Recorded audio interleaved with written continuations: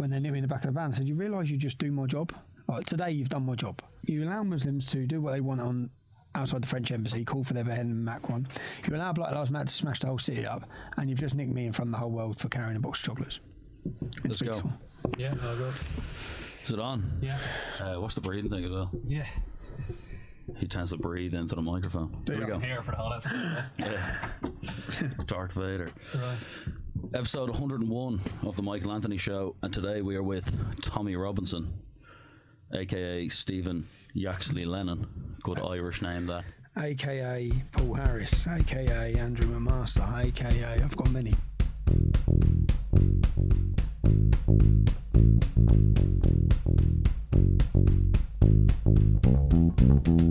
The sinking sand of despair, the smell of dread in the air. I'm head to toe in my own fear. I'm going to die, no need to cry. Are you filming this? Yeah, always. Why? Never know, mate, never know. I've been set up so many times, mate. Is that the life you have to live? What's filmed there? Just you? I'm just filming me. So just the audio. So if so, for example, I went on Sky News. Yeah. They asked me a question. I sat there and they didn't know I filmed them. So I stuck the camera in the corner. Yeah. How didn't they know? Because I stuck it in the corner. I stuck a recording thing in the corner. I sat down for an hour, spoke to them, and then the headline come out. Tommy Robinson, I don't care if I incite fear of Muslims. Yeah. And I thought, I didn't say that. Oh, I know I didn't say that. So then, and I went through the video, and what he done, and you can watch this video because I've put it online. What he done is, I'm sitting there and he's talking about, we're talking about grooming gangs, and what I say is there was a video called Loverboy in Holland, and it came out in 2006, 2007, and it was about the Moroccan men grooming the young Dutch girls, and that was due to come into UK schools, but because it would be racist, yeah, it wasn't allowed to come. And I said at that point, when we're talking about that video, I said, I don't care if I don't care if it installs fear in anything, providing it prevents the rape of children. Yeah. Yeah. What they done is they cut that answer, and then they put a voiceover saying I sat down with Tommy Robinson, said that what he does and says causes fear to Muslims, and then they just had me saying I don't care if it installs fear. So they cut and edited one question, put a voiceover, and took an answer to something very different and put it in, run with a headline. In fact, if you Google that headline, it's still on there now. The huge criticism now, though, is of the left that we have this social media hysteria that is creating narratives, cancelling people. Do you not think that your message, whatever it may be, would be more effective if you just kind of took a bit of a step down? Like you're highly, there's a lot of energy here. You know what I mean? You're filming, you're playing their game nearly. I'm not playing their game. But you're playing it on your side. I'm exposing their game. So, which is what they're trying to do. They're constantly into exposure. Yeah, but they're not into exposure. They've made their currency of. But they're not into exposure. They're into asking you questions and cut and editing your answers in order to. Well, yeah, you personally. But I mean, the whole new left is built off exposure. How do you actually defeat that by doing the same thing, just on a different side of the spectrum? I'm not doing the same thing. I'm just covering my ass. So if you cut and edit, you could. If you was me, you'd have no trust, bruv. If you'd seen what I've seen over the last 10 years, whether it be Panodrama, whether it be Sky News, I mean, I can send you 10 different things where I've absolutely annihilated them because I've videoed what they've said. And then they've changed what's been said. They've changed the whole context. Like, do you know what they've done? I don't care if it incites fear. Their headline says, I don't care if I incite. So they got rid of the T and they got rid of the S to change the entire context of what I said. But the headlines are what made you. They're what got you your position. People who don't know you, who aren't from Luton, who are from a different city. Let's say the people who joined the EDL originally, who were from Manchester, Leeds, Liverpool, fucking whatever, Nottingham. They don't know you personally. The headlines are what make them follow you. No, you need those headlines. No, we ourselves. The headlines are what give people a negative perception. So but some are positive because some people mistrust the media, especially the kind of proper old school working class. When I see someone who's demonised by the media, I then look into them more because I think that's what I'm saying. So your following's nearly built off that misrepresentation of your character. No. How would you have achieved notoriety without it?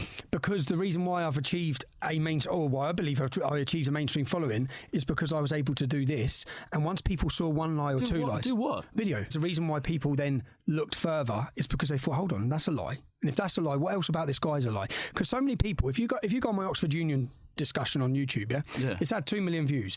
There's 15,000 comments. Read the comments. Just work your way through, yeah. Every one of them says, "Hold on a minute. Why do you care? I thought this guy was a Nazi." Why do you care? Though? Because I've been lied about by the media for 10 years. But in order to be in a position of political importance, like you actually achieved, you had a huge following at one point. Well, what's the membership numbers of the EDL on their pump? 60,000. No, I wouldn't go off the EDL because. Okay, well, let's just say you're following it. How many people wish you well? You had donations, huge donations in prison. You had people singing their name outside a jail cell. You were a bit, whether people like it or not, you were a cultural icon to some. And the people you were a cultural icon to were often dismissed by the media. But surely a guy who's in your position has to get to a point, like a fucking actor does, like any famous singer. You don't give a shit about YouTube comments. Why do you care? No, I'm saying the narrative is that people question the media, which is what I want. People, because people have been told I'm a Nazi, I'm a racist, I'm an extremist, and then when they actually start looking beyond, when they actually start listening to what I'm saying, or start seeing the videos where I expose the media, they then question everything. Which is why, if you look at the European investigation into every country in Europe, British public trust the media less than any other country. Of course, not the communist state. What you started wasn't to prove that the media are lying about you. They lied about you because you achieved a level of notoriety. So as your original message got lost in this defensiveness against what people say about your character. You're known because you had quite an interesting and unique public perspective on the role of Islam in English society. Yep, that's what I'm known. Yeah, so then you've now just become this Julian Assange, me v the media free speech character, which nearly takes away from the original point. No, because the media persecuted me because they don't want the debate about Islam. So because I tried to raise the issues of Islam, which I was successful doing actually, I had 59 million views in 4 weeks. So if I'd done a 4-week breakdown, 172 million people read my tweets, and I had reached mainstream. Why do people hate you so much? Because they can't handle the debate I'm bringing. Are you a violent man, though? If you punch me in the face, I'll punch you back. Do you think that in order to criticise Islam on issues such as violence, being a bit more peaceful would have been... Do you regret the things like Ascot? Like Ascot. Do you think it fed into a media narrative that he's just like them? You call it Islam for being trained violence, yet portraying violence, then it undermines your point slightly. It undermines my point, but from my point of view, I'm not Nigel Farage, who has a group of 6 fully trained ex-special forces security who walk everywhere with him every minute of the day. I don't have any protection or security. You've seen now, I've just met you in London. I walk around on my own. I go everywhere on my own. Yeah. So I have to be a certain way and live a certain way. And I was fed up of in the early years when I tried to keep my hands down by my side, becoming a punchbag. Yeah, because that's true though. Yeah, I'll give you stories. I was out with my wife on Valentine's Day. I tried to walk away. I was beaten from behind. Valentine's Day, probably 2000, and check the date, just Google Tommy Robinson. So you got battered in front of your wife, basically? I got battered from behind because I tried to walk away. Yeah, I tried to walk away. So if anyone now threatens me, I'm not walking away and I'm not turning around. Yeah, if I feel I'm in imminent danger, I will do what I need to do to protect myself. In Ascot, so I was followed by that gentleman. Police investigated that. I was followed by the gentleman, abused the whole time I was with my wife, and when he put his when he physically touched me, he got put on his ass. Why not hire security? You have the money to do it. I don't have the money to hire security. What's it to have 2 bodyguards go to the Ascot? You know you're a public figure of hate. I'll tell you what it is. For a bodyguard, it's a minimum £200 a day. A minimum, yeah. I would have done it for Ascot. £400 a day. Well, everywhere I go. For Ascot, for an event where you're around numerous people, you're probably going to get started on. I actually received a great reception in Ascot just by this one Jeremy Corbyn supporting. And do you know what's funny about it? Is this, I'll tell you a funny story about it. So this lad, all of his mates messaged me the next day. I still had social media saying that's our friend, yeah. We're gutted about what's gone on. We all love you. We all follow you. I rang the boy and said, "You see what you've done? You started that, yeah?" I got his number. I said, "You started that. Now it's blown up." He goes, "Mate, I can't have anyone know who I am. I've got my job. I've got my career." I said, "Bro, look what's now on the front page of the newspapers. It looks like I'm in the wrong." And actually, he got married last year, so I kept in contact with him. Yeah, he's actually a nice guy. When I got talking to him, we disagree on politics, but we continue to keep in contact. He got married last year, and his mates rang me and said, "Tom, will you do us a video for his wedding speech?" Take the piss out of the whole. So I done a video which they were to play at his wedding, saying, "Mate, I've just seen your wife and you're punching. You weren't punching last time." But it's like the England-Portugal game. Again, this is just footage of the media. You go up to a guy, you give him a clout. He earned it and all. Ireland game in Wembley. You talked about how you were going to arrive. Oh, let me tell you that. Let me explain. You said you were going to arrive strong. You're an Irishman. Let me explain this to you. My best friend, his name's Sean McGovern. Yeah. Everyone in Luton are sons of Irish immigrants. My mum's Irish, born in Dublin. Yeah. What part? O'Connor Street. Okay. So everyone's sons of Irish immigrants. Now, when it comes to St Patrick's Day, we have a massive 3-day festival in Luton. Yeah? When it comes to St George's Day, so I messaged my mate, who's the same as me, English. He's got an English mum, Irish dad. Right. He's got English mum, Irish dad. I messaged him saying, are we out on St George's Day? And then I messaged him saying, listen, just banter, right, banter. And I'll tell you the story. I said, listen, mate, if you ain't out, I'm going to get a firm together and come down and smash all the paddies' heads in, yeah? Now, my mum and my auntie come walking in with the Irish Post, I believe, saying, what the fuck is this? Because it was front page of the story. Your mum has an Irish accent and all, yeah. Yeah, and her sisters, her family do. Are they not slightly anti-English? Why would they be anti-English? But they're old school Ireland. You know the way there's friction between Ireland and England. You're a big nationalist, so I presume that your parents would have had an element of patriotism behind them. For Ireland. For Ireland, because they're Irish people. So that's my... I'll just show you that. That's my granddad's brother. Yeah. He was martyred and shot dead 15 years old on the first day of the Easter Uprising. Yeah. So my family history is I'm English. I'm born here, but I'm proud of my mum's heritage. I'm proud of the fact that that's one side of my family. The other side of my family, which is the Darcys, the other granddad won a Medal of Honour for bravery by the French that only 6 people were given. One was Winston Churchill, one was Roosevelt.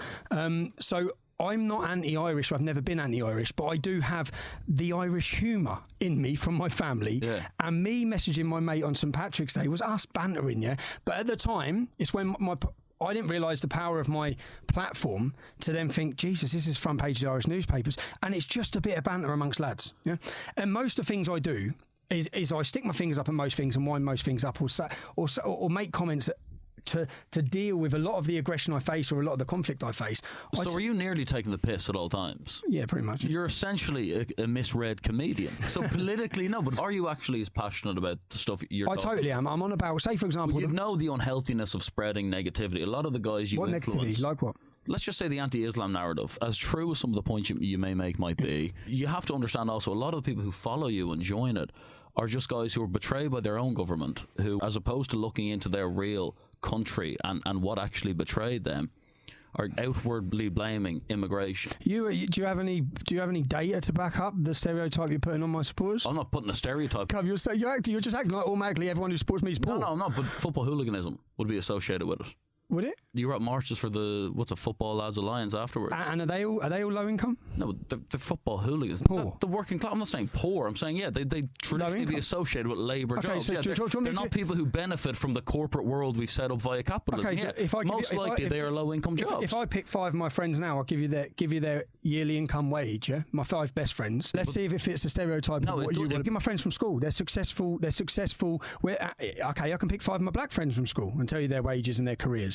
They're all good. They've all earned well, done well, and successful. The idea that everyone who supports my narrative I'm not saying everybody. I'm saying when you look at an EDL march, there's quite clearly people who aren't overly politically motivated, who are drunk, who might be using cocaine, and who are representing sounds like Parliament, mate. Sounds like Parliament. No, but it is true. Who are representing your ideology in a false way that gives you a bad reputation because they're looking for violence, because they're angry about the way the government has given them an unfair shake. That's the problem with what the Tory government was originally. First of all, I left the English Defence League in 2013/14. So, but I understand that was the origins of your. The origins was, yes, people have been forgotten, yes, people have been neglected, and yes, the issues that I talk about would be affecting majority low income, because that's where immigration comes to. So towns like Luton are working class. Towns like Luton, exactly. Yeah. So do you think that you possibly utilise that narrative in order to, because that would be the accusation, that you're an intelligent guy and that you use the support of people who didn't have the benefit of education to sell them the false ideology of the threat of immigration being the problem, as opposed to the fact that they're set up in a class problem. Do you think the 22 kids who have blown up in Manchester think it's a false warning or ideology? No, absolutely. Or a false threat? That's what I'm saying. I'm talking about the fact that this whole threat of they're taking our women and they're taking our jobs. Yeah. So I haven't talked about anyone taking our jobs. That is what a lot of the people, when they're interviewed on the street, when they're vox popped interviewed at these marches, when you say they're taking our women, when you say they're taking our women, one 1,400 children groomed and raped in just Rotherham. 1,000 groomed and raped. So they are. Possibly true. So members of them community talking about are. in the proper old school cliched way. The South Park, they take our jobs, that kind of shit, as opposed to looking at your own government and blaming the elite that have made it harder for the working class and have fed the pockets of the rich more. I blame the elite, but at the same time. Yeah, but as opposed to looking at that, every town the elite there are merely benefit off people outwardly blaming as opposed to inwardly blaming. Did it actually benefit the unspoken voices of England to blame people who were coming in? So should we not blame the men who are raping the kids? You know, but that's a different issue. Well, that's Quran-based. That's treatment of women. That's the issue. That's what I talk about. Yeah, what you talk about, I get. A lot of people who follow you are coming at it from a different angle. No, I wouldn't say they are. I say most people who come out follow it because they listen to what I'm saying. And you think they're full on against just treatment of women, homophobia, and all those issues with Islam? You don't think it's more of a thing of defending our patriotic pride? Because countries don't even fucking exist. Do you think that people actually have an entitlement to defend their land because they happen to be born there because their parents moved there? You're Irish. Yeah. England colonized India, Pakistan, Bangladesh. That's why all of these people were brought to the country to rebuild it post World War II. A lot of these people who are Muslim were. Why are you so into nationalism and patriotism? A lot of these people are Muslim. So what? A lot of these people are Muslim were brought here. What, Pakistanis? What do we do in Pakistan? What do you mean? What do we do? I'm asking you. Said we colonised. What do we do with Pakistan? No, but England utilised and imperialistically conquered numerous places around the world. So when they come back to live there, when England need them post-war to rebuild the nation, Pakistan, Afghanistan. We're talking about Somalia. All these countries. It was always going to come to Britain. Why? Because England went there originally. It's always going to come back. Did we go Somalia? That's a domino effect. That's a knock-on effect of the originality. So what do you think? We should only let Muslims in who we colonise, but if you're from Somalia or Afghanistan, no. No, I don't think we should let any more Muslim immigration in, no. Really? Yeah, I don't think we should let any. Why such a strong belief in countries? It's It's not countries, it's ideas. You're talking countries. I speak about followers of Islam. You can be a follower of Islam and come from Ireland. Now, as you're seeing, you not hear about all the problems, Christianity? All the problems now in Ireland? What about Christianity? What about? Do you have a problem with that? No. Why? Because Jesus didn't behead 600 people in one day. Jesus didn't rape a child. Jesus didn't murder. But a belief in Jesus caused rape and caused Jesus' murder. teachings. Show me the last man who raped and murdered and quoted in the name of Jesus. And quoted the Bible. Go to Ireland and talk about every single priest in the Catholic Church for the last 50 years. They were doing that in the name of God. They were doing what? Raping altar boys and in boys the name in of Catholic schools. Yeah, of course they were justifying it. They were justifying their own behaviour by having a closer relationship with this bullshit figure upstairs. Are you an atheist? Yeah, I don't believe. Kind of. So therefore, surely we have to categorise all religions. Hold on. Having an extent of sensational shit. I'd love to see where these men, I believe they're paedophiles that have been in the Catholic Church. So where have they justified their actions by what Jesus Christ done? Because the whole treatment of them by society, they were given an easier ride because they were priests. They were viewed by these women, mothers, grandmothers, fathers, grandfathers in the nation of Ireland. You said they justified it by the actions of Jesus. Of course they did, because socially they were given the benefit of the doubt because they apparently sold this fucking relationship with God that didn't exist to justify their behaviour. They were greedy. They were robbing money. They had a relationship with the state that was dubious, and they were raping children. I'm aware of that. I hate that. I despise. Not in the name of God, but they were using the fucking disguise of a relationship with the Lord. So it's a very similar behaviour. No, it's not. It's a whole different thing. How? That's using the disguise, whereas in Islam there is direct scripture that encourages the rape of children, the rape of women, and murder. There are over 100 verses that incite murder against non-Muslims. What you're saying is they hid behind the cloak of religion. Which is very similar, man. It's hiding behind a book that is all bullshit anyway. We all know what's all bollocks. But the Bible isn't, or Jesus' teachings and the way Jesus lived. We're hardly talking about this guy. You asked why I have a problem. Like he's current. You asked why I had a problem with Islam and not Christianity. I'm telling you. I'm telling you. If Jesus participated in the rape of children, I'd have a problem with him as well. The fact is that from the scripture based, he didn't. Steve, are any of these characters even real?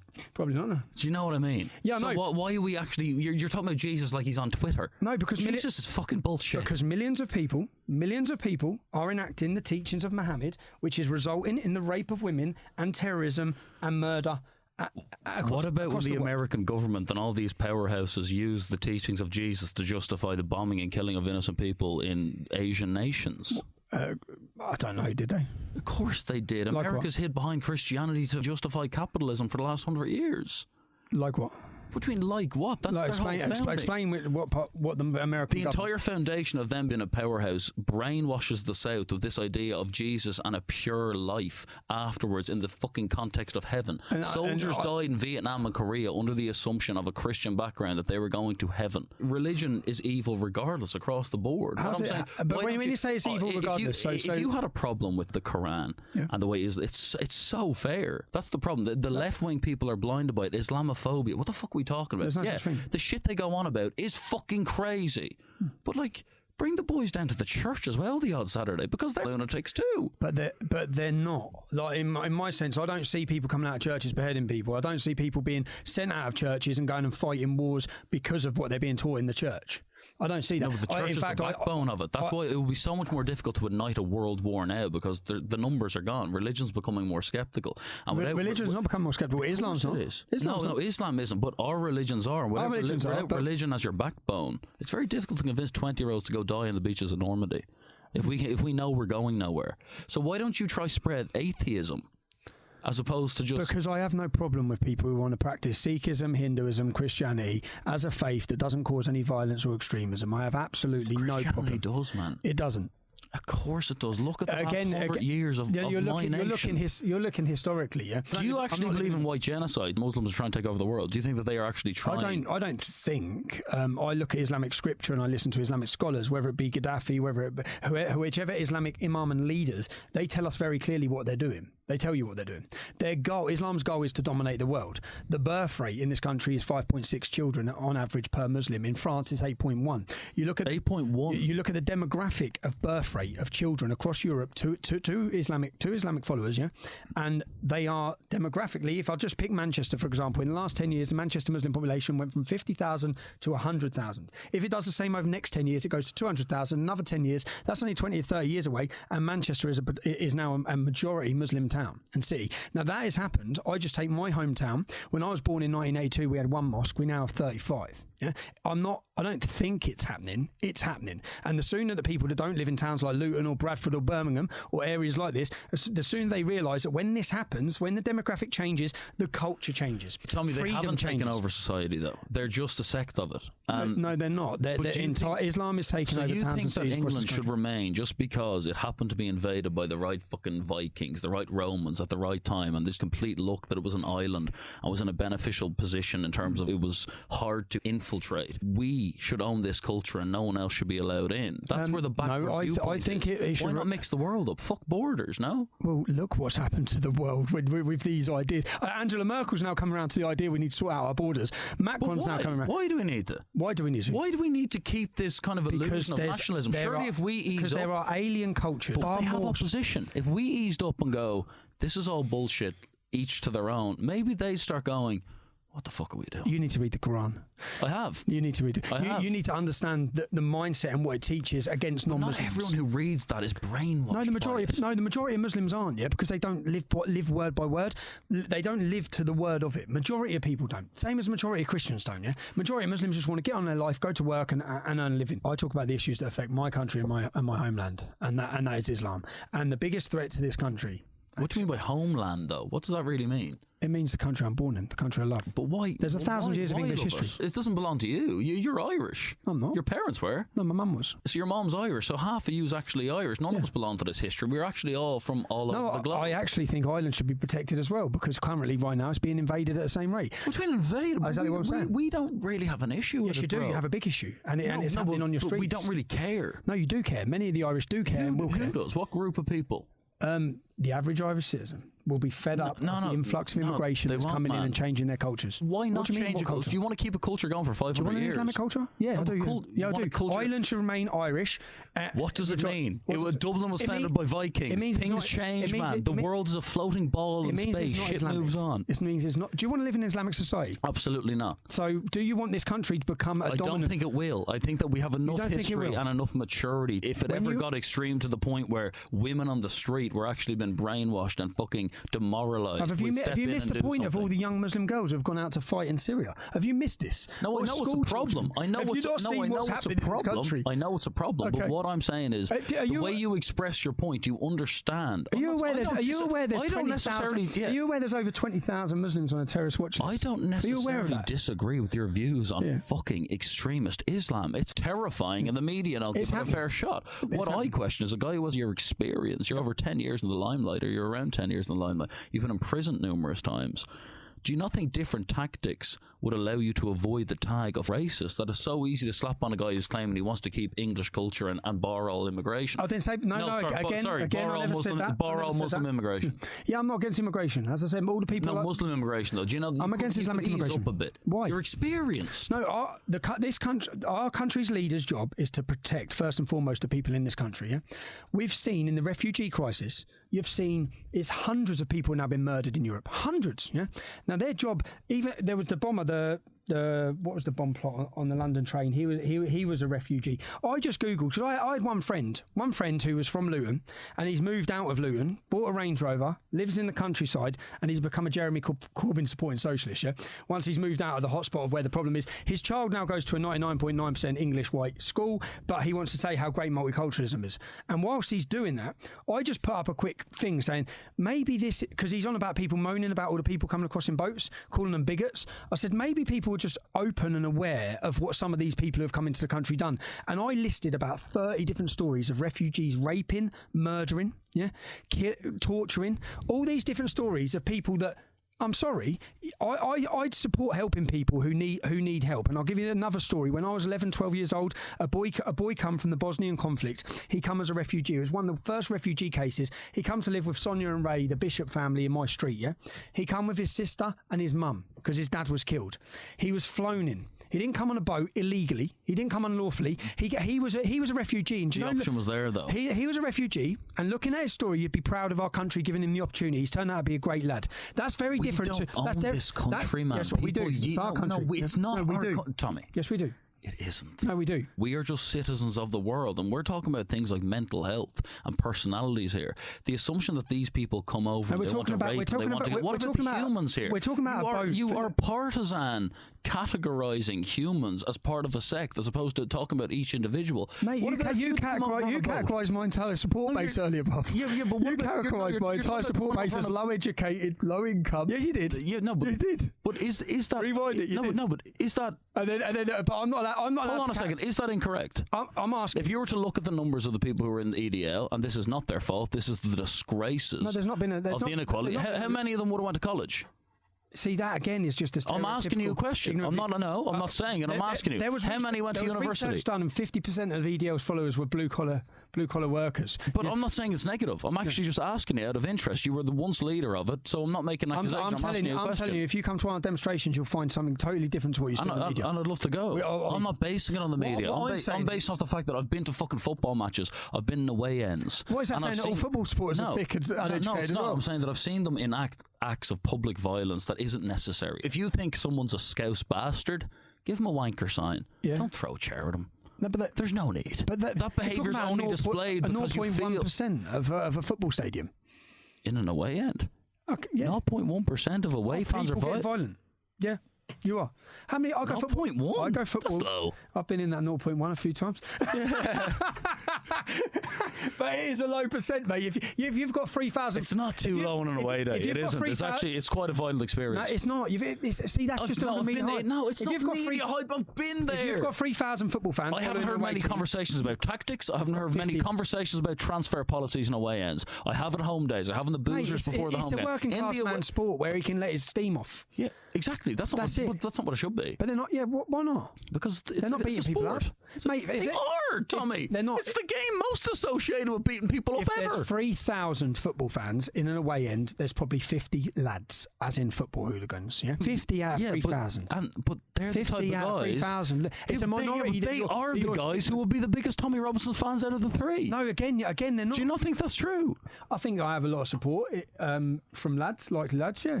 What do you mean, likely lads? We can just call them lads. They are lads. Yeah, we're all lads, though. they're hardworking, probably have troublesome. good careers and jobs. And Absolutely. Why wouldn't they? Why wouldn't they? That's nothing got to do with the fact that they might have anger problems. And they don't mind a punch-up. What do you mean don't mind a punch? You can't go around willy-nilly assaulting people. No, but I'm not saying they are. But in the football culture, people aren't assaulting certain fans that are scarfers, or they're fighting other men that want to fight. And I'm 37 now. I'm a very different man to I was when I was 21, yeah? What were you like at 21? Were you'd fucking walk in with a headbutt, would you? No, what was I like when I was 21? Well, by the time I was 25, I had 2 successful companies and 7 properties. So I was a very successful young working man. There's no need for that level of defensiveness. No one's doubting your intellect or your professional capabilities. I'm talking about your actual attitude towards anger and expression of violence. Expression of violence. You think that violence might be necessary at times? No. No. Oh, in defence, yeah. But if you know have that to the Muslims yourself. claim that the whole thing's in defence. Even when they did the 7/7 bombings, they claimed that was in defence of the policy towards killing innocent Muslims in other countries. You're trying to compare me. I'm not comparing them. I'm saying that to blowing up 52 people in the London Underground. I'm not. I'm saying in order to kill an ideology, surely the last thing you want to do is impersonate what they stand for at all. Next time someone comes up to me and punches me, I'll just stand there and get battered. Yeah? Don't stand there and get battered. Just go, what are you doing, you freak? So when I walk outside here... I saw someone throw a milkshake at you and you gave a shit. You're telling me, so you've made money, you've achieved notoriety. Who says I made money? I'd assume based off your following, there was an income there. You've achieved notoriety, your voice is heard, which not many people achieve in life. Some fucking moron, guy with no voice, comes up and throws a milkshake at you. Yep. Laugh at him. No, don't get a dig in. Mate, how do I know that's a milkshake? Because you can smell it and feel it. In that split second, when with regards to how do I know what's just been thrown in my eyes? How do I know? Because if it was acid or something like that, it would be instant. It's just instant in my face. How do I know what he's put in my eyes? I don't know. So I've grabbed him. I don't know what... no one should walk up to any man and throw anything in their face. That is an act of political violence, yeah? That is. Now, if anyone comes up to me... In fact... have I got the video on here? I've got a case now where I've just had the charges dropped last week where a man come up to me in Barrow. I was interviewing someone and he spat in my face. What should I do then? Tell me now what would you do if I spat in your face? Come on, be honest, be honest. As a man, what would you do? If you spat in my face right now in this room? What would you do? Just be honest. No, I'd probably fear you a bit more because you have a tougher reputation than me, so I'd probably pretend to do something and hope he holds me back. In reality, if I was trying to express a political narrative, especially based off history, I would know that turning the other cheek makes other people look like they are angry and they are irrational. Mate, and by fighting back, I know it undermines my point. Okay. And you're supposed to be a political leader, so to speak. If I was you, I wouldn't react. I'm a political leader. I'm also just a working class lad, yeah. And if I walk down that street now and someone spits in my face, I shouldn't have to tolerate that, and I shouldn't have to. And you know what? If I walk away and I run away and I cower and I hide, then I'll be doing that for the rest of my life. I walk around Luton every day because people know if you go up to him, he's going to have it with you. Yeah? And that's how I have to live my life. Because if I don't, I'm constantly going to be bullied. Yeah, and the only way you can retract that is for people knowing. Nah, and most Muslims, I walk around every day. Most Muslims say, "All right, Tom," and to be honest, you only see, or people only see, the brief little ones where they flare up. I have some great conversations every day, yeah, and the vast majority of Muslims that I see, or people that I see that disagree in my politics, have quite a healthy conversation. I do act in an unviolent way. You can see people come up to me and confront me all the time, yeah, threaten me.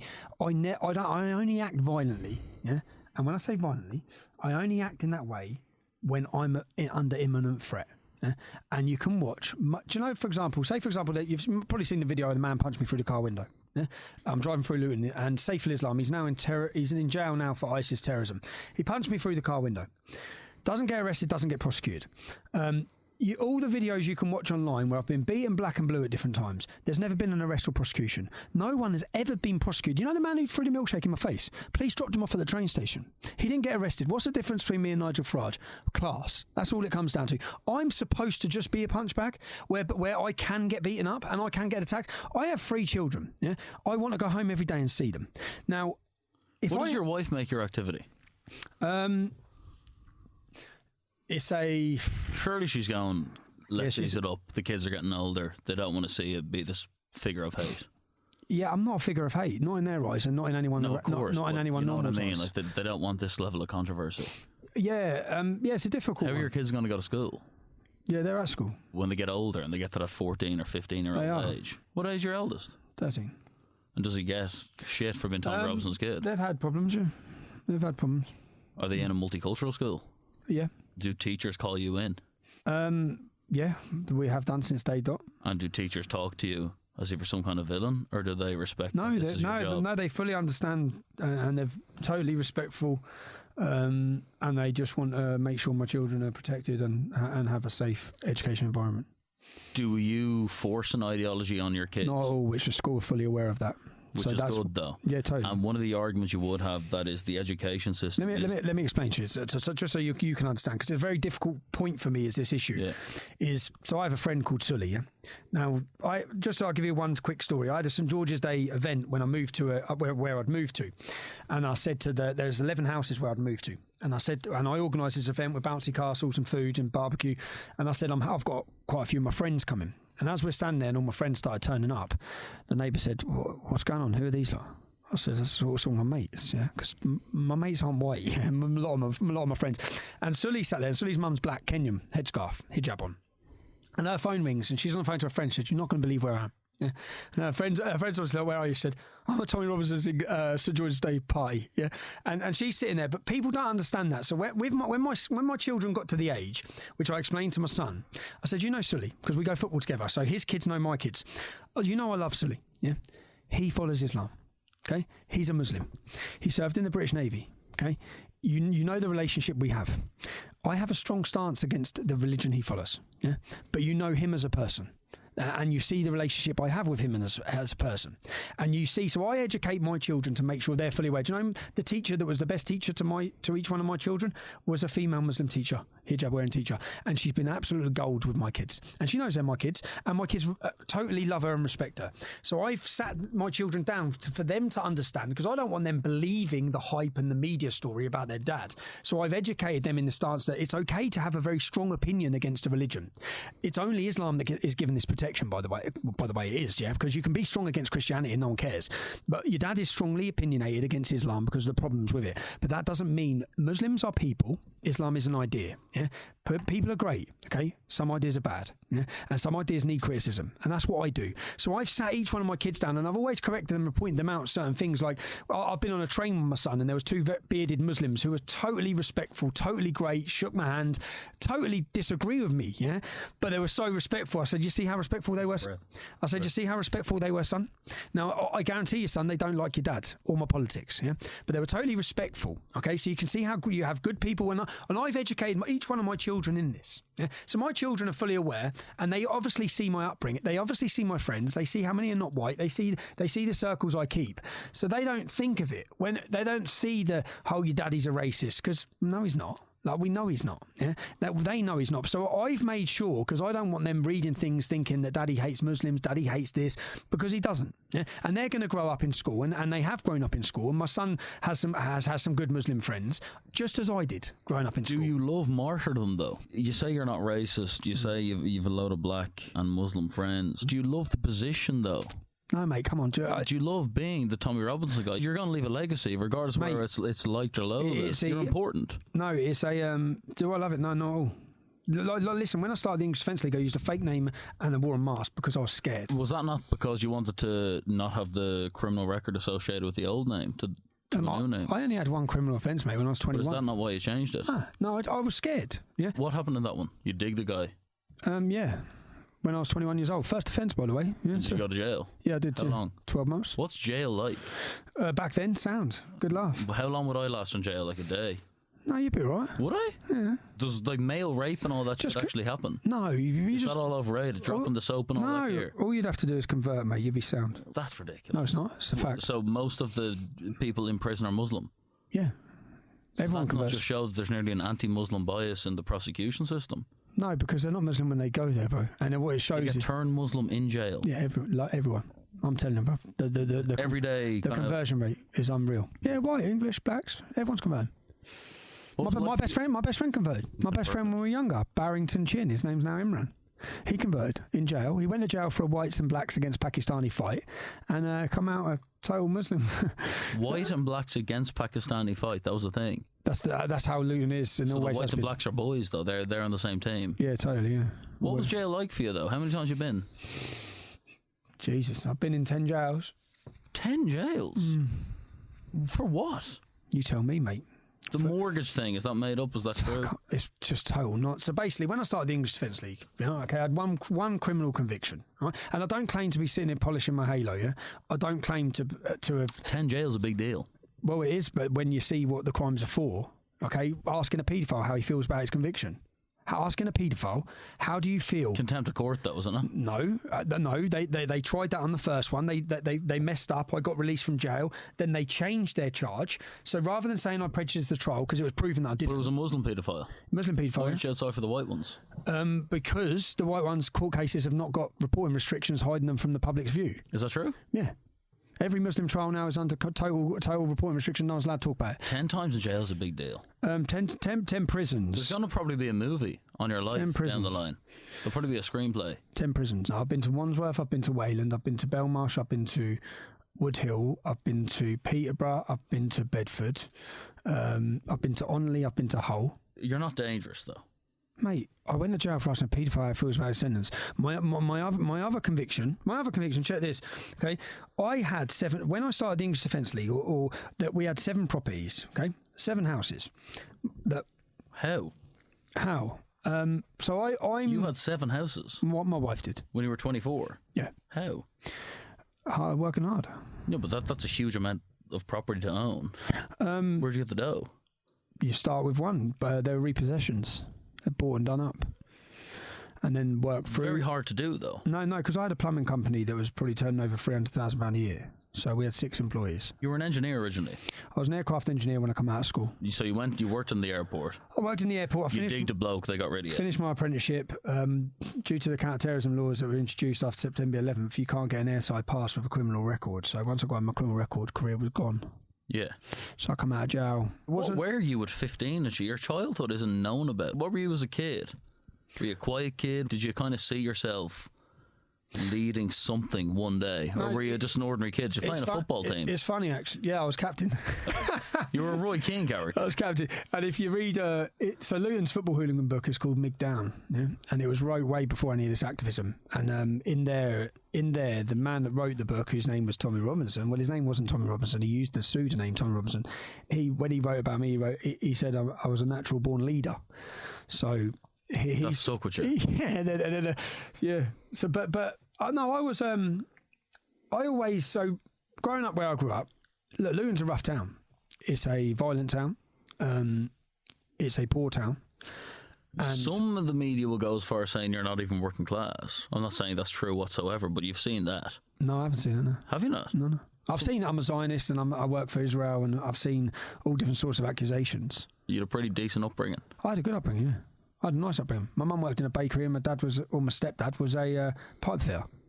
But they worked hard. My stepdad, we rarely saw because he worked in different countries. What's your L1 make your political position? Like, did your mom ever get onto you going, Steve, calm the fuck down, this is too much? Of course, yeah. At the start, she, it's past that now, isn't it? But at the start, they were terrified.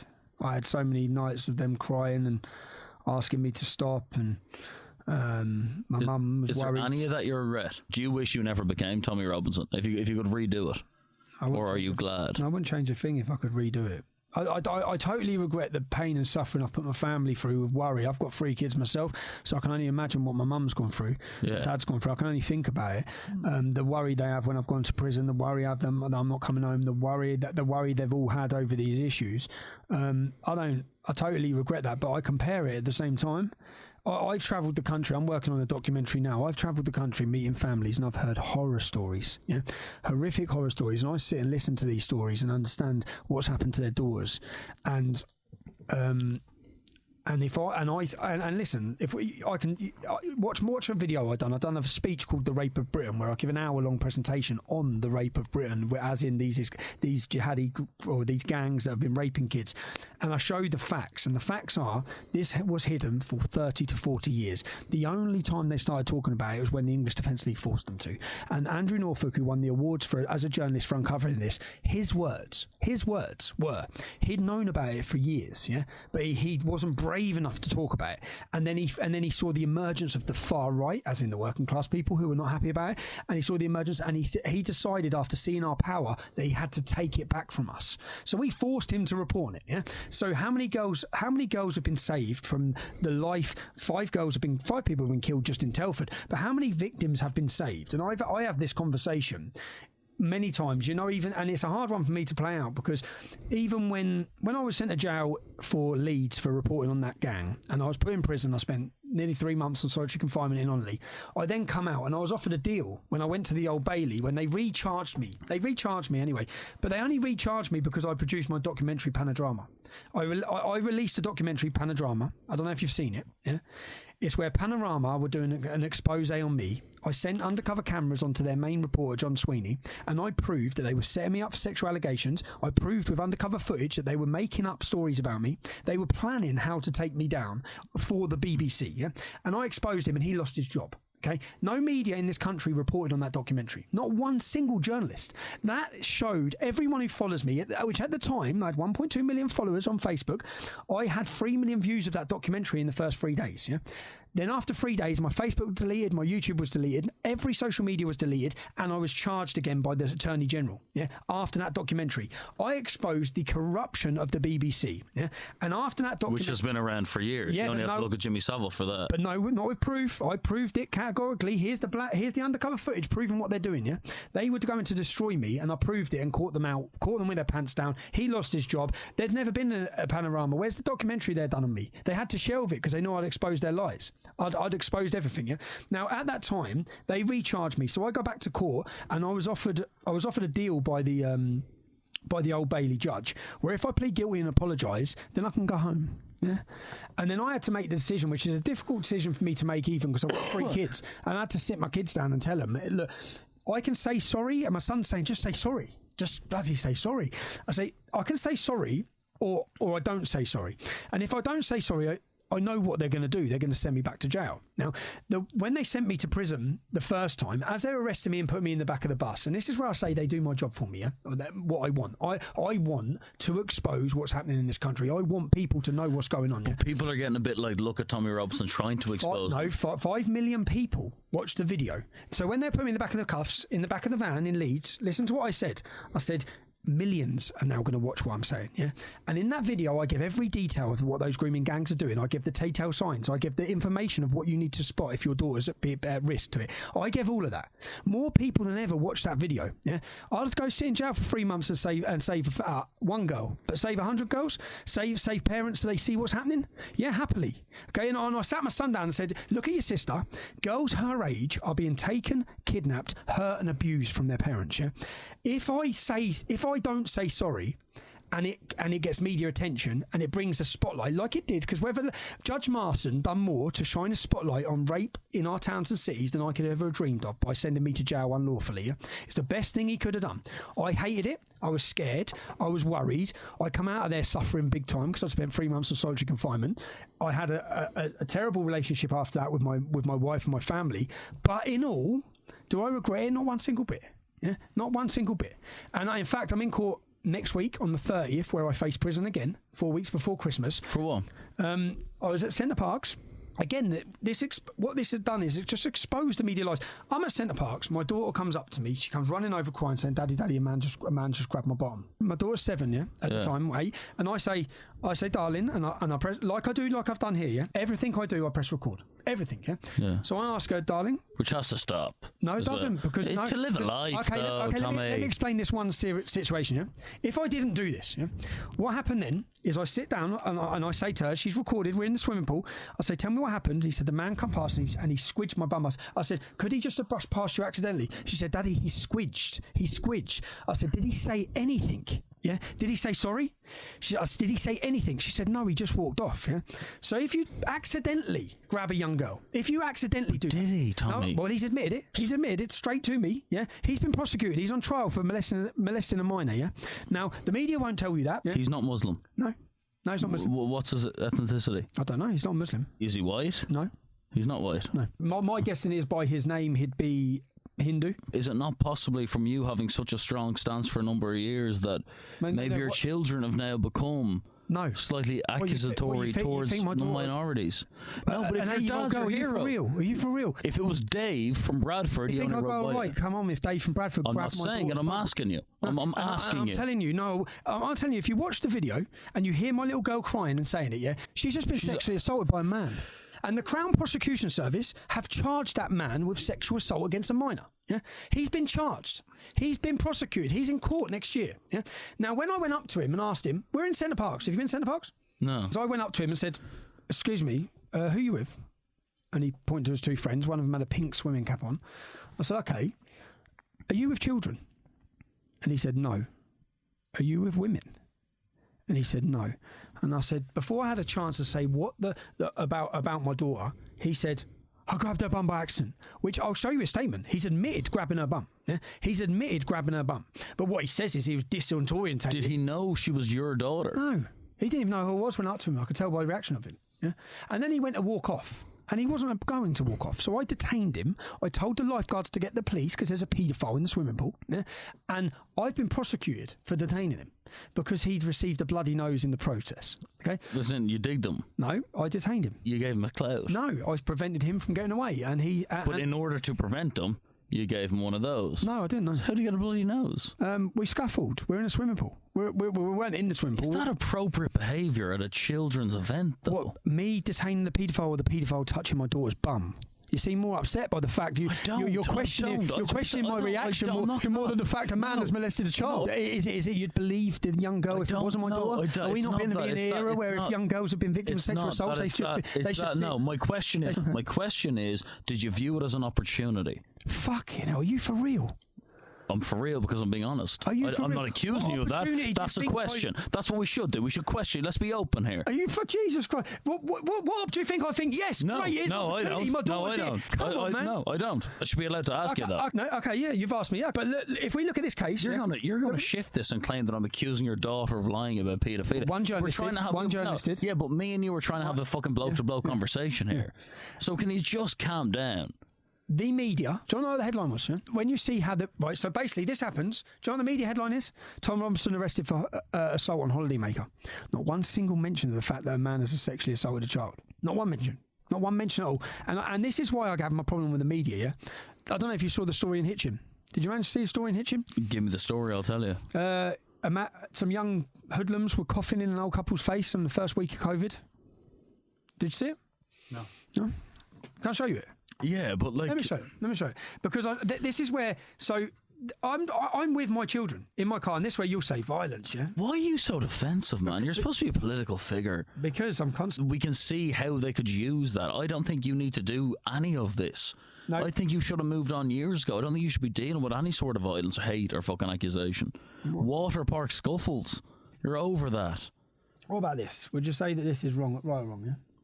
You know, we get that, but Tommy, you have to understand, right? If I see something that's wrong... What you are against is people blocking free speech and people using social media to create stories. You're just basically a new left-winger, but you're on the right. Your behaviours are the exact same. You're you're involved in telltale culture, identity politics. Let's catch them out. If it's anything against what you stand for, you're doing exactly what you criticise the new left of doing. Film it, Twitter, Facebook. I know you're bored now, but your whole ideology, it doesn't need to be backed up by this fucking shit. It does. My job is to highlight and show people evidence. Your job should be, if I was around the 60s, 70s, 80s, 90s, does my actual theories stand up? And a lot of your verbal theories do. Totally. So why do you make your argument weaker? In what sense? By playing into hysteria. You're the guy with a camera outside a courtroom. Do you know what I've just told you? You look like a telltale. You look like one of the tabloids. A journalist. A tabloid journalist, though. I am a journalist. When you say it's not needed, those men are on bail for raping children. 2 of them are still working in chicken shops. Yeah. Do you think if you had a daughter in that town, you'd want to know that? I uncover stories, and I'm working on 2 documentaries now, where one of them is going, where I'm going to be producing documentaries that expose. That's my job. Do you remember the time you did the Muslim guy and you agreed to meet up with him and all? He claimed that you were different on camera to what you were off camera. Oh, Mo Ansar? Yeah. Who's not a Muslim? What do you mean he's not a Muslim? I mean, if you look at his background, he doesn't even dress like that. You know, he had all the big white garb on. No, in fact, look him up now. He's singing in a band in a pub. I'm telling you. Is he drinking? Look him up. Look him up.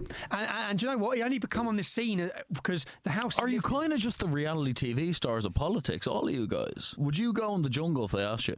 Would I go in the jungle? You think they'd ask me to go in the jungle? No, but if they did, would you go? No. Would you go into Big Brother? 1.2 million, Tommy Robinson, going to Big Brother.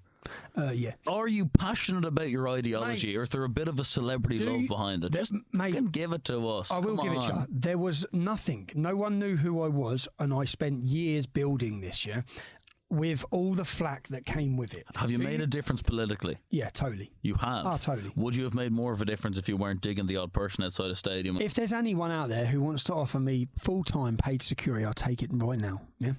But there isn't. You have a book that sold well.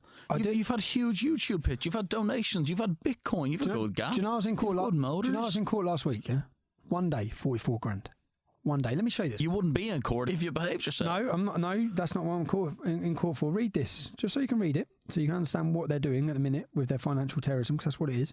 Financial terrorism. Now you're saying it is financial terrorism, 100%. So we have completed the first 3 stages and also the application of meaning. So cost so far 150k at the moment, plus the cost of the hearing we just attended. So that's 190,000. They can then claim the success fee of uplift 100%. I'm at £380,000 cost. I'm going to get hit for a court case. Now, in this court case, they took 5 witness statements and they've charged £37,000. This is financial terrorism. This is lawfare. This has got nothing to do with justice, nothing to do with truth. This is about financially destroying me and bankrupting me, which is what the outcome's going to be. And this is what they're heading for. This is what they want. This has got nothing to do with finding the truth. How you can have one day in court where their bill is £44,000 and I have to pay it? I have to pay it. Yeah, I have to pay it. What, 5 witness statements, £37,000? Like, what sort of legal justice system is this? £450 an hour they're charging for their lawyer, £300 for the junior barrister, an interpreter. Yeah, and they sat there and took 5 witness statements and charged 37 grand. This is not about just. So this is at the High Court. This is one case I've got going on. This is going to land me at £650,000 minus. Yeah? So what kind of world do you think we're living in? We're living in a corrupt world. Yeah, we always have been. We're living in a world where elections can be stolen. Always were. We're living in but now we know. Social media gave us the ability. Social media gave us the ability to exaggerate shit. No, social media gave us the ability to show the other side. So for years, the British government and the media and any media out there have been able to destroy a man's name and crucify him. For the first time, social media gave us the ability to say, hold on, here's the truth, yeah? And then now that ability's gone. It's gone from me. If you go on YouTube, the only videos you find about me are negative ones. You're not allowed to say positive words. If you mention my name, if say you share this podcast on Facebook, you'll get deleted. Really? Fact. I am in the same branch, and I'll show you the speech by the CEO of Facebook, the head of Facebook for Denmark, in an interview, when he's getting interviewed about Tommy Robinson. Is it weird that Donald Trump the baby knows your name? Not bad for a little lad. It's mad though, isn't it? You kind of like that though, don't you? Yeah, I like it. I love Donald Trump. Come on, Tom. I love him, mate. Tom, we're talking about corruption here. Come on. No, there has to be some consistency. There is consistency. He's standing up against corruption. He's standing up against globalist ideas. He is a capitalistic... he's a businessman. If someone asked you when you started this back in 2010, 2011, 2012, what do you make of Donald Trump? You went, fucking Tussa, who's on WWE. You don't love Donald Trump. No, I didn't know that much about him before his... But you would have said bell end off the bat. No, I say about most people.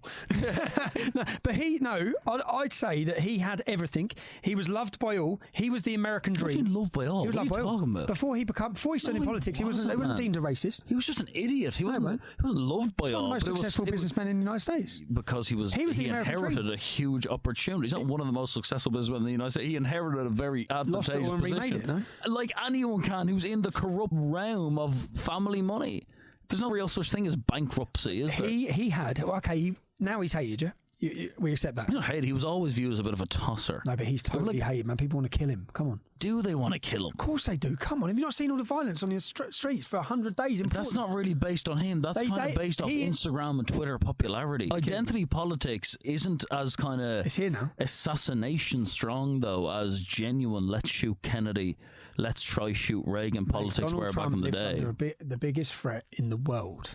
That he hates. It's like everything in life, man. We have exaggerated how much we care about shit in comparison to what we actually do. If people went and got a coffee in the 1980s, they walked in, someone poured a jar into their cup and they fucked off. I can queue for a coffee in East London now, 16 minutes, and they draw a leaf in my flat white, and I've wasted 16 minutes of my fucking life because they're putting it on Instagram, they put it on Twitter, and we exaggerate everything. No, Are you for real? No, listen, they hate Trump, but they just want to exaggerate it on Instagram and Twitter to seem like they're politically relevant. Yeah, I agree. They're fucking idiots. I agree, but and people on the right are also morons. Yeah, there's a proportion of people who People wearing those caps and all, shut up. Get on with your life. Why is politics so important now as well? Politics should be important, but we don't actually have the ability to influence it. Social media has given us the illusion that we all have a voice. Why don't we have the ability to influence it? Brexit? What do you mean? Well, we do have the ability. No, people have the ability to vote, but I'm saying and each of our tweets, for as much hate as they export, they don't really have a voice. Politics is supposed to be the old subject where there's guys who meet up in a bar, we touch glasses, and we don't talk about it. That was for a reason, because if we continuously talk about how far right you are and how far left Owen Jones is, it's kind of miserable, man. There's no settling to your debates. Get in a fucking ring or shut up. Happily. Do you know what I mean? We gotta live, and there's too much hate now, man. Your life is just too controversial to even be interesting. What do you Controversy is your identity. What do you describe as hate?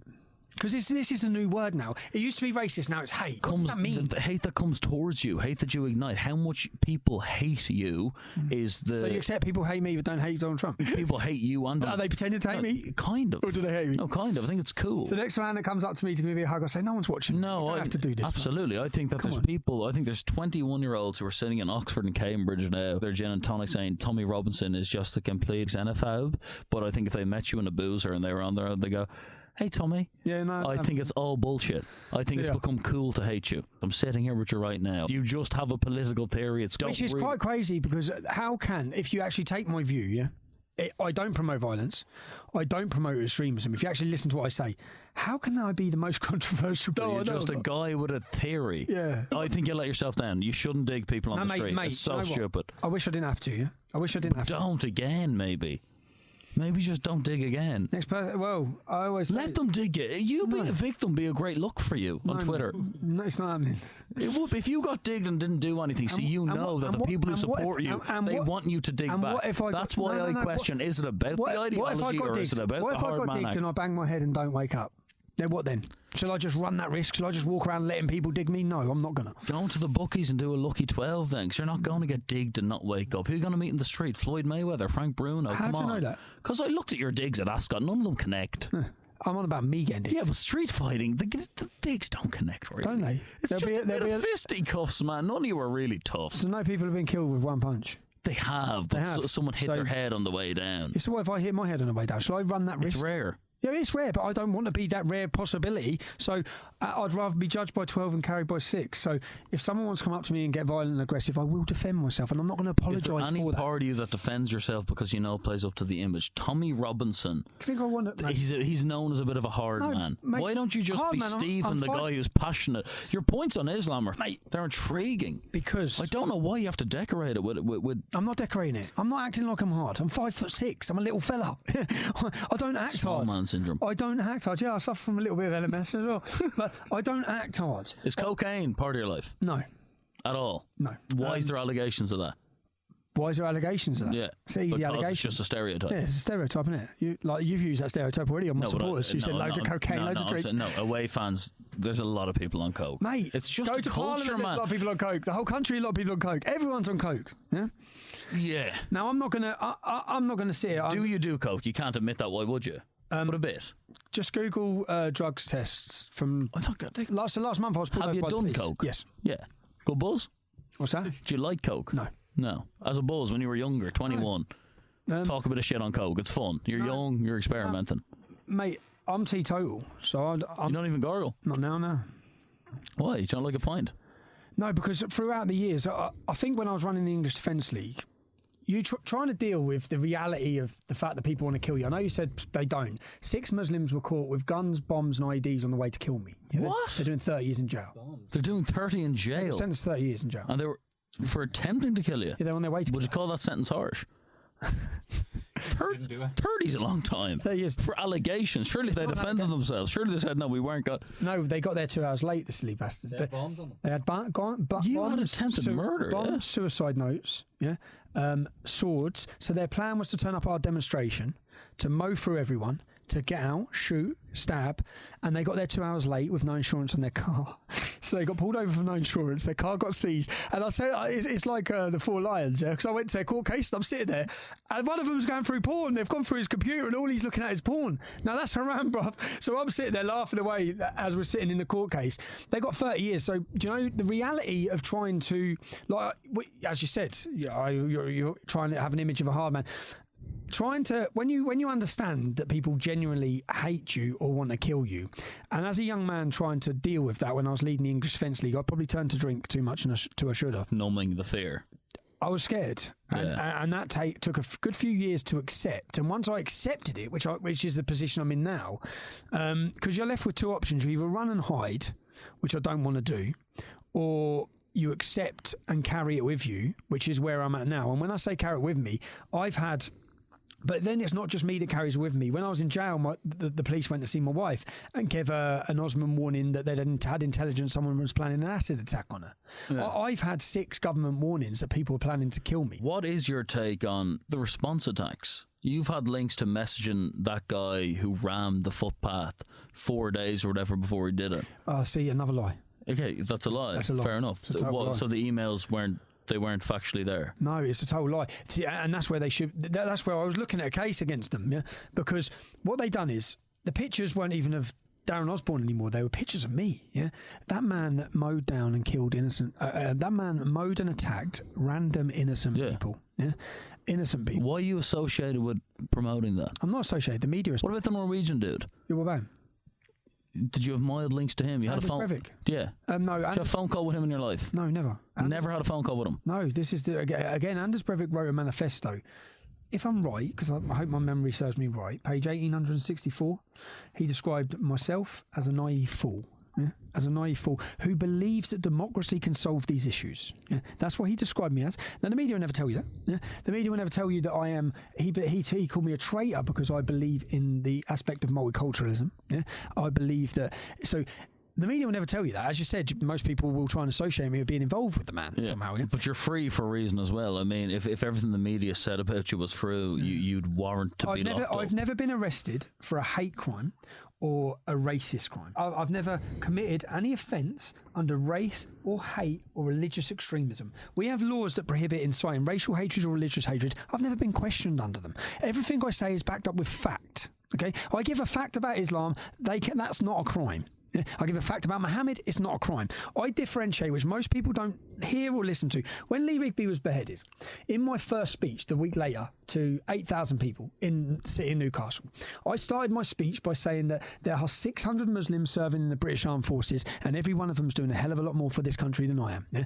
If you abuse a Muslim woman, you are a coward. If women are walking down the street and being spat on and abused and you see it, you must intervene and stop it. You're an arsehole and a moron if you smash up a mosque. There's a difference between there's an honour in opposing extremism, terrorism, jihadism, and grooming gangs. Then that has a fine line between morons that wish to push onto attacks against innocent people. But the media would never quote any of this.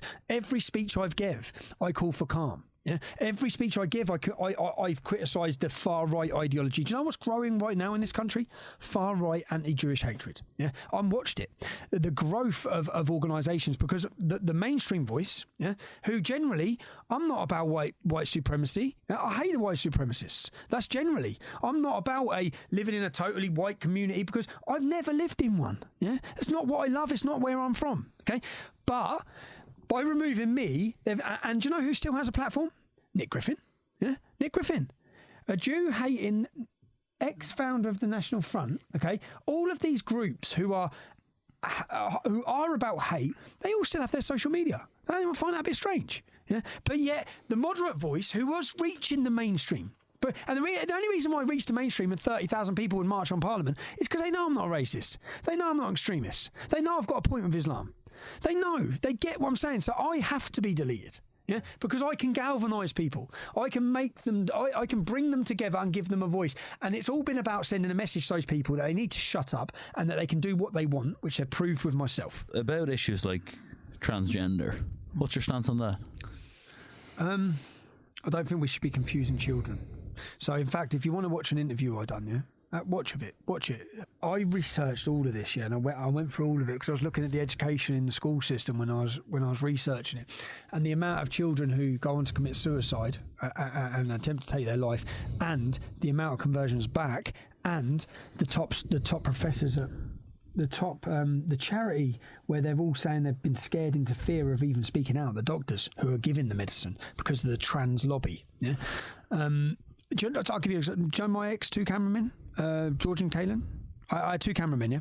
George used to be a girl. So George, who worked with me for years, when he was in school, he was given the drugs to become a girl. Now, he was a boy, born a boy, but given all these drugs to become a girl. Now, when they give him these drugs to become a girl, it changed the shape of his thighs, it changed his hormones, yeah? When he gets to 15, 16, he realises he's just gay, yeah? Okay?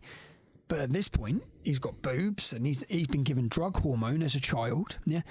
And he's now so passionately and strongly against this, yeah? So I hear his story and hear the mess that they done to him, and he's still suffering now. He has to wrap a thing around himself every day, yeah? Because he's got boobs. He's just gay. He's now gone on to have a boyfriend. He was confused as a child, and he was given drugs as a child to make him hormone-blocking drugs. So I've done an interview, and if any of you get time, watch it. Put in, you won't find it now because I'm banned from YouTube, but it's a very good interview because there was a journalist who come over from Poland, yeah, stunningly pretty, okay. I heard she was a man, and she was in our politics. So then I sat down, done an interview with her, and said, "Look, I'm not known for mixing my words, so I'm going to get straight out of it. Are you a man?" And then she was like, "Yeah, I was."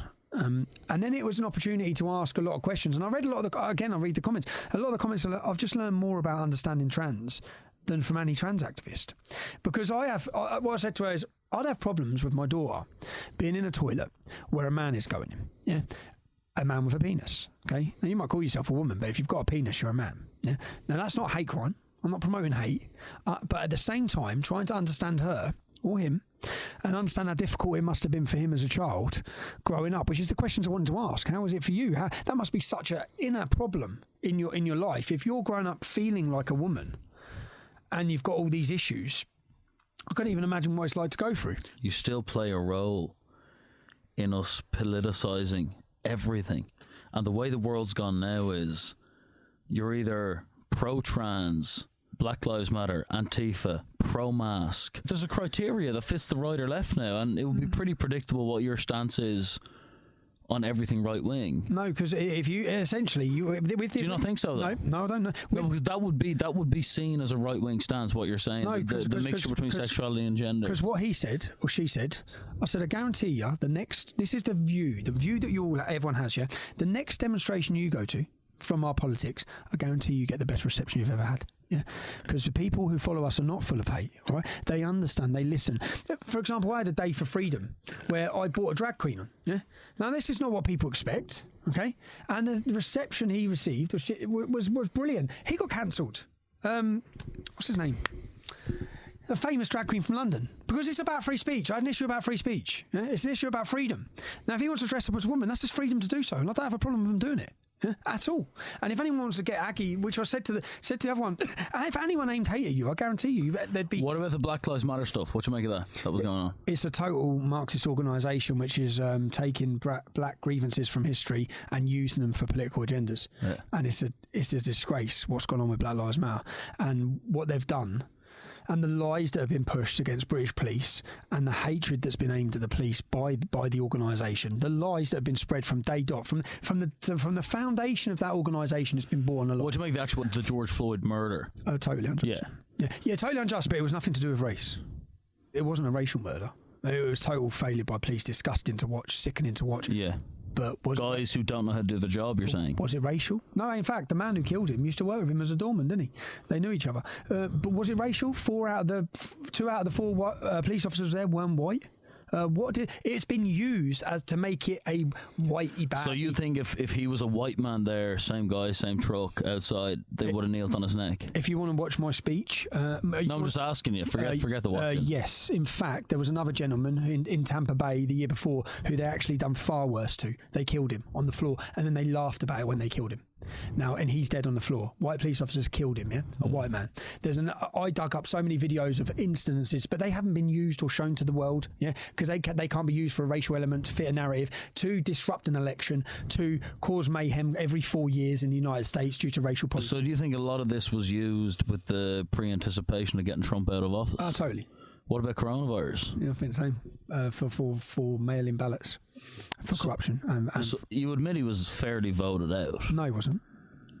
What? You don't actually believe that? The system that was used, that is part owned by Venezuela. Why commit the whole way? Why not make a good point that makes sense? But to say Trump... Say what? That there wasn't fraud. There was voter fraud, and it needs to be investigated. Is it not quite predictable that Trump was going to refuse to leave any time he was voted out? There was voter fraud.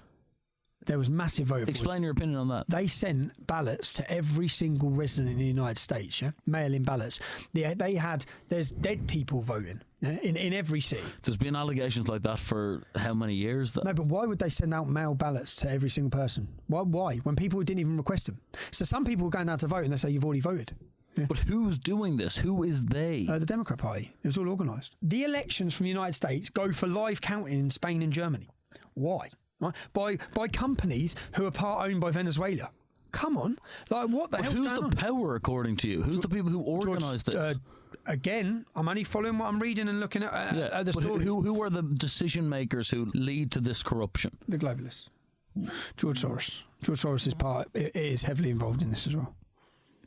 So you're saying if a Republican candidate who isn't fitting a media narrative gets into power in a democratic election, it's an illusion. They don't have power. The power lies in the big corporation. They've just changed. So it does. The people who fund it, but they have just. Do you changed. think Trump is powerful enough to know that within his own circles, within his own network? Has Trump lost the election yet?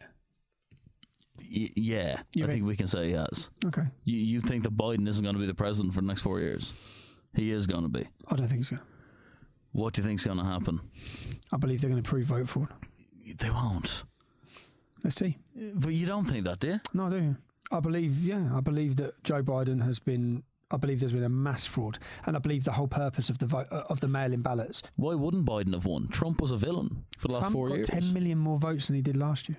No, last election, 10 million more. Think about that. The media machine that was out against him, destroying him, trying to bring him down. Joe Biden and his son's laptop. Look at the weirdo grabbing little kids and sniffing all their hairs. If that was Trump, you say it was edited clips. No, but it's not edited clips. You can watch it. You can see but if that was Trump, you'd say that's a media narrative. Show me a video of Donald Trump being molesting a child. But what about the clip of him talking about grabbing people by the pussy? Okay, so he spoke the way that many men speak. Grab by the pussy. That's a bit much. Okay. I'd walk out of a dressing room for that. Okay, but he doesn't change. He hasn't grabbed a child by the pussy, which is what Joe Biden. He's not grabbing them by he's not doing that. Joe Biden is grabbing and molesting children on camera. You can watch it. Watch him putting his hands everywhere. You treat the left like the left treat the right. Do you want me to show you some videos, Joe Biden? You're an extremist in your views. I'm an extremist because I've watched the video. The people who need to be in power are the people in the middle, who aren't playing this fucking bullshit of exaggerating everything on the other side negatively. Okay, let's watch this. You just tell me what you think of this. I've seen it. Oh, you've seen it? House Speaker So what do you think? Pelosi today advised former Vice President Joe Biden to keep his distance after two women accused him of touching them inappropriately. Nancy Cordes. Let's just watch what he does, and then we'll watch the children. It is a big part of who he is, that he meets people and connects with people and talks to people. Delaware Senator Chris Coons came to his mentor's defense today. There you go. Coons insisted his daughter was not disturbed. Oh, show us the video, man. You see, this is the media. Vice President Joe Biden. Let me get the video. Why are they not showing that? There was a huge... Let's watch what he actually does, yeah? Let's watch what he actually does. Come on, we got her. Sniffing as well. Biden will have to adjust his behaviour. You can even see this. It's pretty weird. Where's the video? You don't think that's quite weird? It's not beautiful. No, I don't think you're touching children when they're not your children. You're playing the games that the left have played for the last 4 years. Am I? Why not be above it? Mate, would you walk up to some random little child and start touching her? It's hysteria and it's nothing got to do with ideology. Let's share a fucking video of Tommy Robinson hitting somebody in his personal life in self-defense. He's a thug. And it's the same thing as you sharing shit about people like Joe Biden that Did you read about his son His son, who's a crackhead, who talking. All of this comes out. So what? All this comes So out. what if his son's a crackhead? He took money from China. What do you mean he took money from China? Millions. What do you mean by that? When he was vice president, he got paid millions. Yeah, for deals. If that was Donald Trump, the whole Russia How do hoax. you know? Well, what do you mean he took millions from China? I mean, there's all the emails which have been proven and corroborated before the election. The emails from his son Hunter Biden confirming that they had to pay Big Joe money from the deal. Yeah, just like the whole Ukrainian thing. If that was Donald Trump, we heard 4 years about a Russian hoax. We heard absolute nonsense. There was nothing in it. It was made up by an ex-British MI5 who created the dossier on lies, working with the. But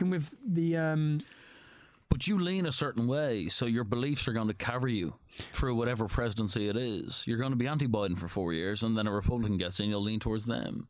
Trump was a very dubious candidate. In what sense? Look at his lifestyle. Yeah, but that's why his values. That's He's why a he won. reality TV star. That's why Tommy. he won. Doesn't matter what he won. That's why he won, because he wasn't a politician. That's why he won. Yeah, because people are fed up of politicians. Yeah, but that says more about the poisonous nature of the modern world. Of politics. People put their arse on Instagram are now considered the next Kate Moss for literally just mooning us into their camera.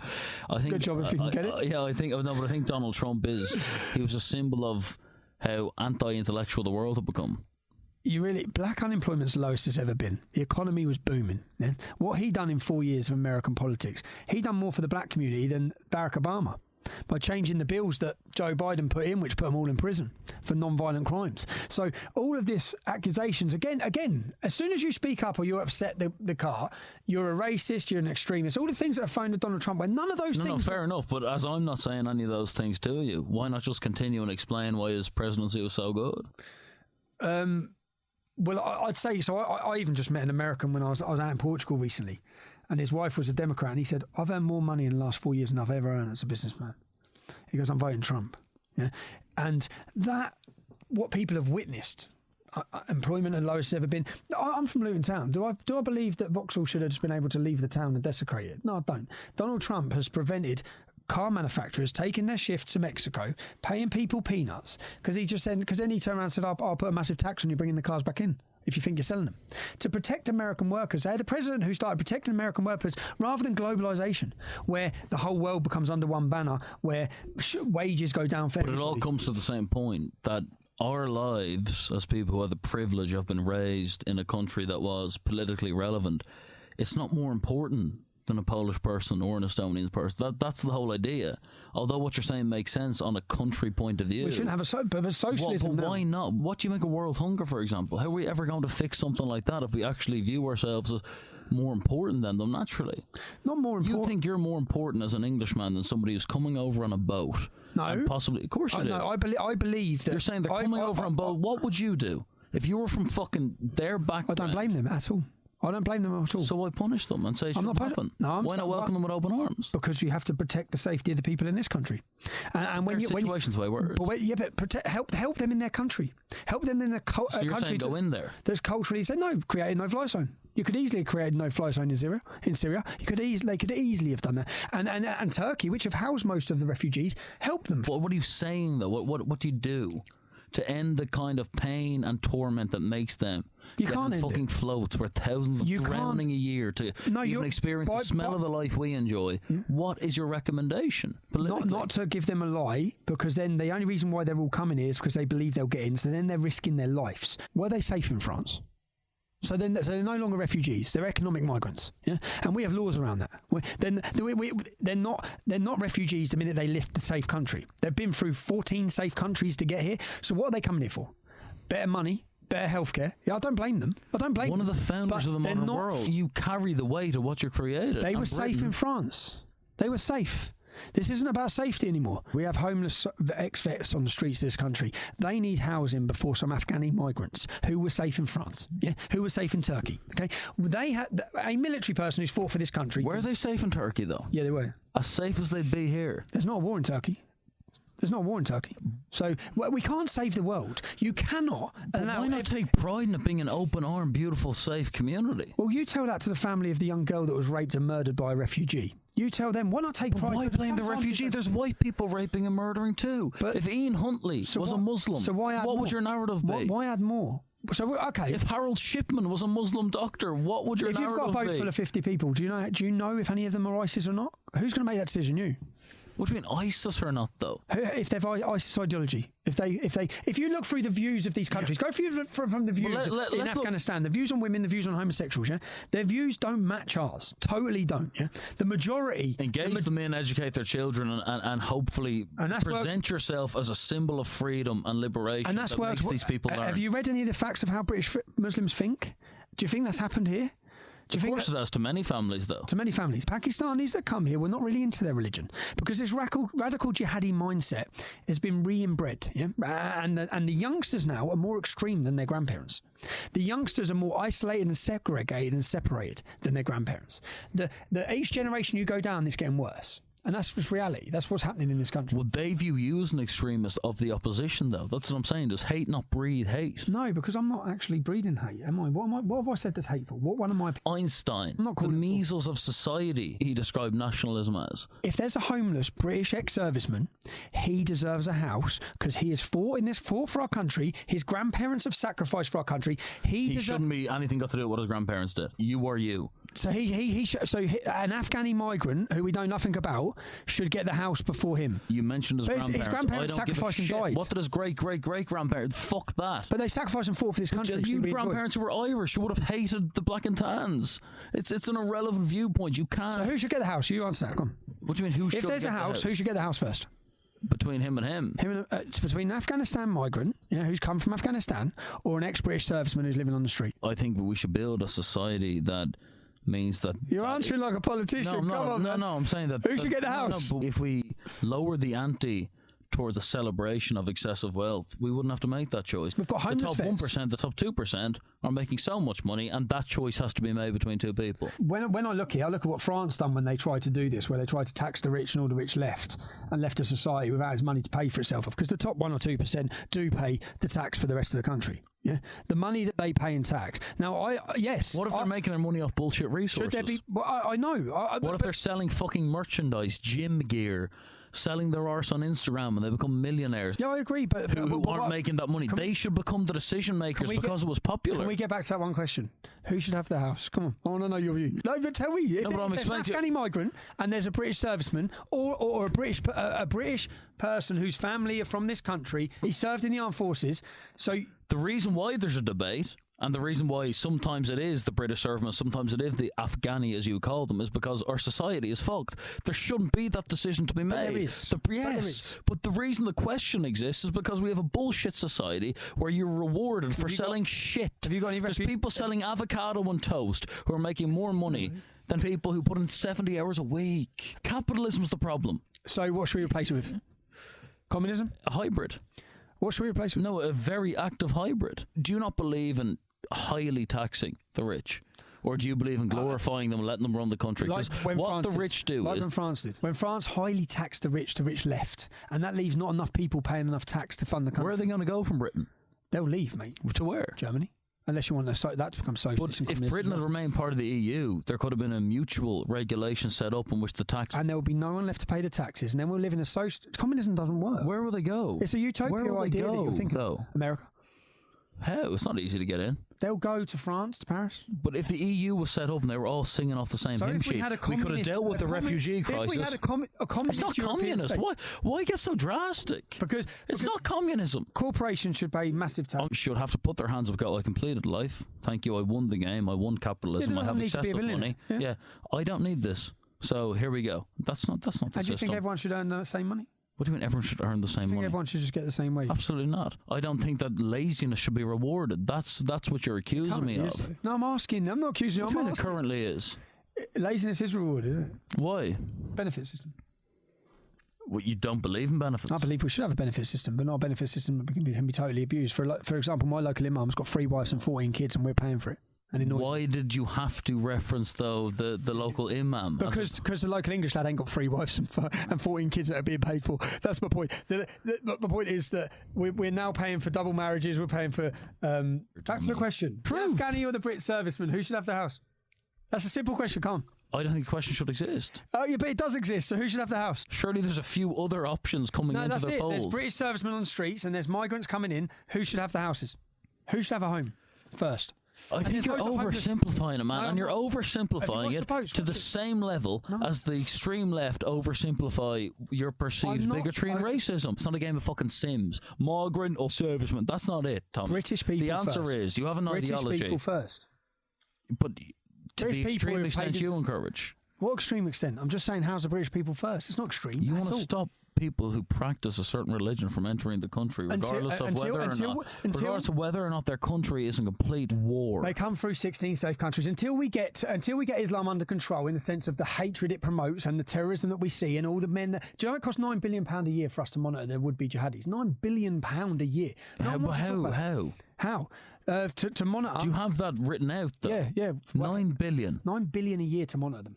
How would it cost that much? Because we have 3,000 men on 24-hour day surveillance. To surveillance one man is 3 teams of 8 people. So why wouldn't they just get rid of the guy they're surveilling? Why? Tell me, man. That's a question I always No, ask. I'm saying you're saying block everyone, but if someone's actually got to the stage where they have to receive 24-hour surveillance, why not just go, okay, we're suspicious, get out? Human rights.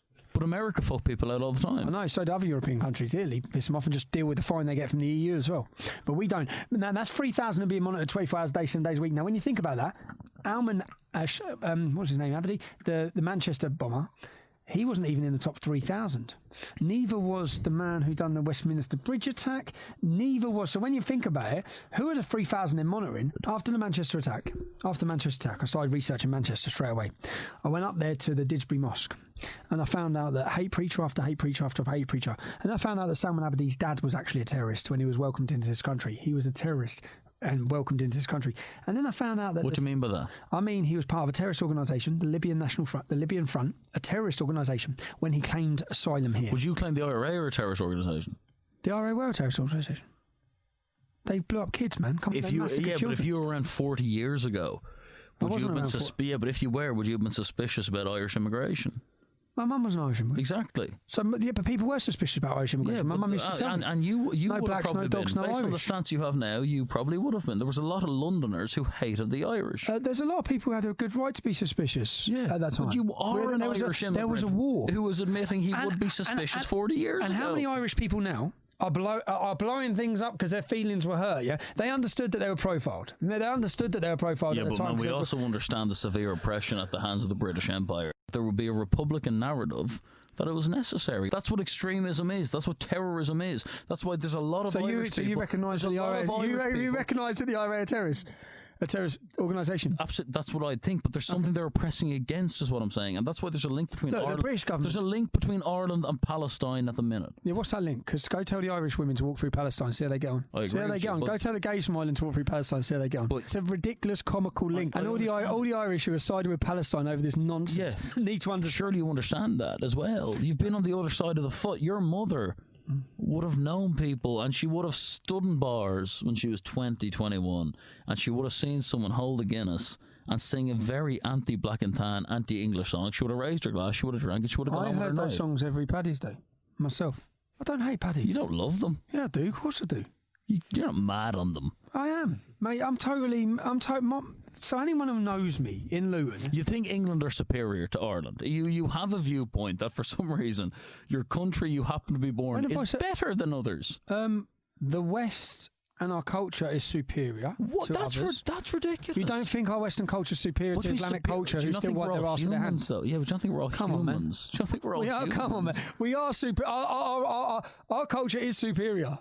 We do have a superior culture. I'm not saying that. I'm not saying that. I think there's parts of it that are so inferior. To what? To stoning women? To hanging gays? Our suicide rates are higher. Yeah, but we're talking about culture. But a suicide rate's a huge culturally significant point because it shows how people feel about themselves, and more people decide to end their own existence here than they do there, which for me shows an overall higher level of unhappiness. I'm not aware of that, and I don't know if we'd have the real statistics of how many people in the villages in Pakistan decide to kill themselves. Fair enough that it might not be measured as accurately, but you know what I mean? We're not this perfect nation. Suicide. I'm not saying we are, but I'm saying we are a superior nation. That's why people think to Somalia. To Somalia. To intelligent think has fair points. That's why they call you fascist. Well, because You can't shout that we're superior. we to are people. superior to Somalia. Our ridiculous. culture and our country is far superior. Come on. Why would people be wanting to come here from Somalia or Afghanistan and Pakistan? Because we have the benefit of a post-war superior industrial setup that provides work, money, and safety. It's not a superior culture. It's that we were original powerhouses. So we were the original. Is their culture superior? They are the victims of our bullying and our conquering. Britain conquered. Britain tortured.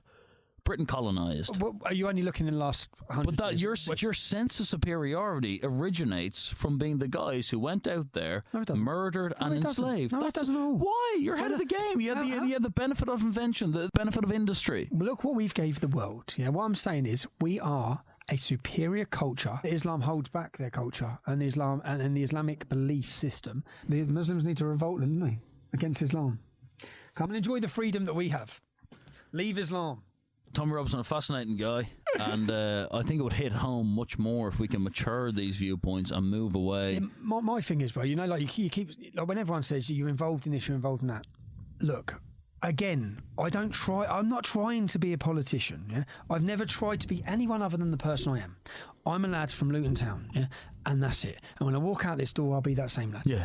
But I have an opinion, and I voice it strongly. And in fact, the reason why I think I've connected with so many people is because they think, geez, he's just one of us. And I'm not lying to people. People know when I'm saying it, I mean it. If I'm giving you my opinion, I mean it. I don't shy away from it.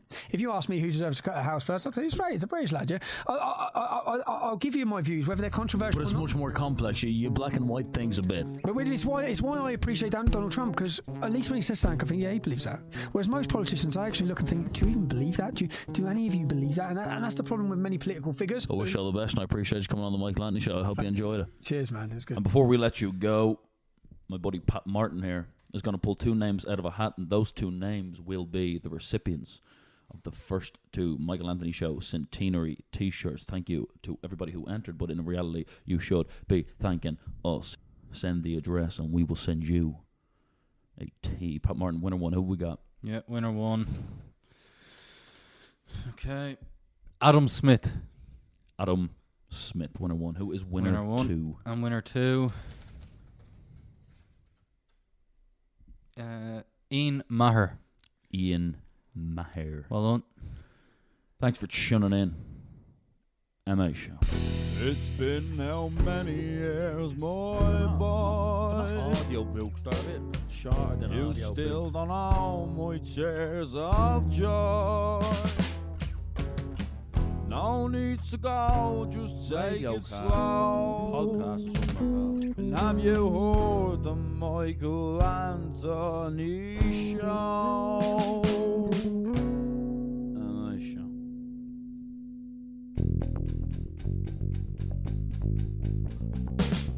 Makes me feel just fine. What's it help to see? Makes me see the light. What about those tears? Tears, believe my eyes. How's it make you feel? It makes me